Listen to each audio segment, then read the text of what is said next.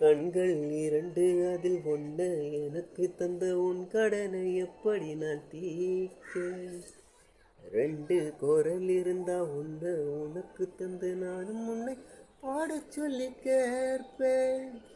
வானின் வடிவம் என்ன, மண்ணின் வரப்பு என்ன, நீ கொடுத்த கண்ணை கொண்டு பார்த்தேன். காடு மலைகள் எல்லாம் மண்டி குதித்து வந்து ஓய்வெடுக்க உன் மடிய கேட்டேன். என் வானிலே நான் பார்த்த கற்பனைகள் யாவும் உண்மை எனவே கண்ணில் வந்த ஒளிய. கண்மணியின் பாவையென கண்ணுக்குள்ள வந்தவாளே, உன்னைத்தானே பாட்டில் வச்சு நெஞ்சுக்குள்ள பூட்டி வச்சு.